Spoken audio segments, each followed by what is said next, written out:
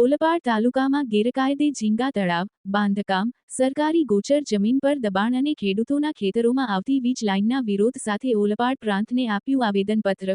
પ્રદેશ કોંગ્રેસ મહામંત્રી દર્શન નાયકે તંત્ર કાર્યવાહી કરવા માંગ કરી। દિન 7માં કોઈ પગલાં નહીં ભરાય તો ગાંધી ચિંધ્યા માર્ગે આંદોલન કરવાની ચીમકી આપી। ઓલપાડ પ્રાંત કચેરી બહાર સૂત્રોચ્ચાર કરી રહેતા ઓલપાડ કોંગ્રેસ સમિતિના કોગી કાર્યકરો અને ખેડૂતો છે।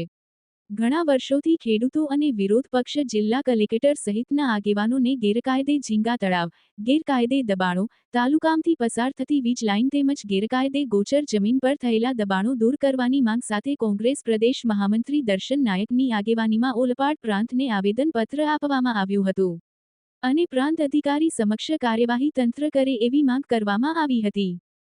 ઓલપાડ તાલુકામાં ચોમાસામાં આવતા પૂર માટે જવાબદાર ઝીંગા તળાવના દબાણને માનવામાં આવે છે।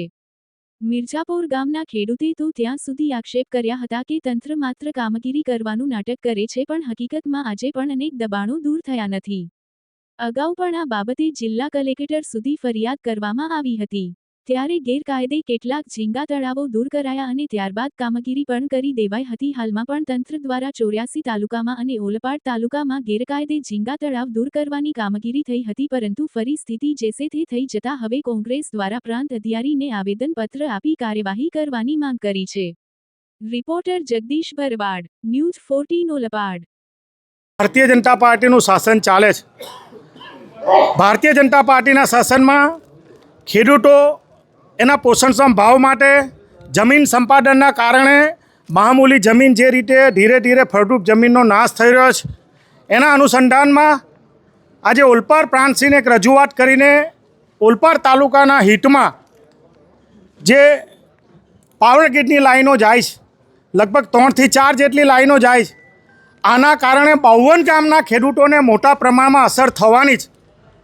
આ અસરના કારણે દિવસે દિવસે ખેડૂત ખેતી છોડી રહ્યો હોય ત્યારે દક્ષિણ ગુજરાતની મહત્ત્વની સુગર ફેક્ટરીઓ પણ આ વિસ્તારમાં આવેલી છે, એટલે આવનારા દિવસોમાં શેરડીનો પણ ઘટ ઉપસ્થિત થાય એ અનુસંધાનમાં અને એ જ રીતે ઉનાળા દરમિયાન જે બિલ્ડરો અને ટેક્સટાઇલના વોટર જેટ મશીનના કારણે ઠેર ઠેર સબ માઇનર, સબ કેનાલમાં અને રોડની બાજુમાં આવેલી ડ્રેનેજની ખાનગી કેનાલમાં ગેરકાયદેસર રીતે સ્ટ્રક્ચર બનાવીને કોઈપણ જાતની મંજૂરી વિના ખેડૂતોનું પાણી રોકી રહ્યા છે, અને એ જ રીતે આ વોટર જેટના મશીનના દ્વારા ટ્રીટમેન્ટ થયા વગરનું પાણી નદીમાં, ખાડીમાં અને ઠેર ઠેર જગ્યાએ આજે છોડી દેવામાં આવે છે, જેના કારણે એ પાણીનો ઉપયોગ ખેડૂત કરી શકતો નથી। એટલે સમગ્ર બાબતની હકીકતને ધ્યાનમાં રાખીને અને જ્યારે ગુજરાતની વિધાનસભામાં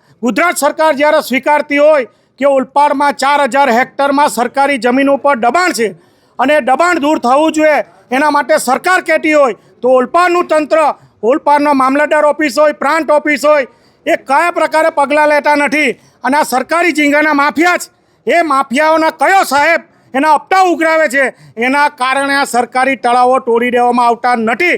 એટલે સરકારના હિતમાં, ઓલપાડ તાલુકાના લોકોના હિતમાં અને ખેડૂતોના હિતમાં જ્યારે ચોમાસા દરમિયાન રેલ આવતી હોય ત્યારે આ પાણી નિકાલ નથી થતો અને મોટા પાયે પાકને પણ નુકસાન થાય છે। આ સમગ્ર મુદ્દાઓને ધ્યાનમાં રાખીને સરકારી જમીનો પર દબાણ કરી દેવામાં આવે છે, એની પર ગેરકાયદેસર ખેતી થાય છે, એના પુરાવો પણ માન્ય પ્રાંતને આપ્યા છે। પ્રાંતસિંહને વિનંતી કરી છે કે દિન 7માં તાત્કાલિક અસરથી જો પગલાં લેવામાં ન આવે તો ગાંધી ચિંધ્યા માર્ગે પણ મામલતદાર ઓફિસ, પ્રાંત ઓફિસનો પણ ઘેરાવ આવનારા દિવસોમાં કોંગ્રેસ પક્ષ વતી કરવાના છે, એટલી વિનંતી કરવા માટે આજે આવ્યા હતા। મારું નામ મયુર છે, હું મિર્જાપુર ગામ છે, હું અત્યારે ત્યાં ખેતી કરું છું। હવે આ ચોમાસાની વાત કરું તો ચોમાસામાં અમારે ત્યાં પાણી ભરાઈ ગયું હતું, એ આજે ડેનેજ લાઇનનું પાણીમાં જે ઝીંગા તળાવવાનું દબાણ છે એના લીધે આ અમારા ત્યાંના સરપંચે મામલતદારમાં 2 વાર અરજી કરી છે, એના માટે પેપર આઉટ થયું છે। આ લોકો સર્વે કરવા આવે છે, ખાલી ફોર્માલિટી કરે છે, ત્યાં કોઈ કામ થતું નથી। આ વર્ષે ઓછામાં ઓછા અમારે ત્યાં 150 થી 200 વીઘા ભાત પાણીમાં ડૂબી ગયો હતું અને નુકસાન થયું છે, એનો કોઈ સરકારે અમને વળતર પણ નથી આપ્યું। એટલે દર વર્ષે આ જ વસ્તુ થાય છે, એ લોકો આવે છે, અમે અરજી કરીએ છીએ, પેપર આઉટ થાય છે, બધું થાય છે, અરજી કરે એ લોકો આવે, ફોર્માલિટી કરે છે કે આ આવીને જોઈને નાઈ જાય છે, પણ હજુ સુધી એ કામનો નિકાલ થતું નથી। એટલે મને રિક્વેસ્ટ છે કે જે પાછળથી જે દબાણ છે, ઝીંગા તળાવનું દબાણ છે, ડેનેજ લાઈન છે, એમાં દબાણ છે, એ બધું તમે દૂર કરો તો અમારું ખેડૂતનું જે ખેતરનું પાણી છે ને એ નિકાલ જલ્દી થાય, અમારા પાકને નુકસાન નહીં થાય. બસ.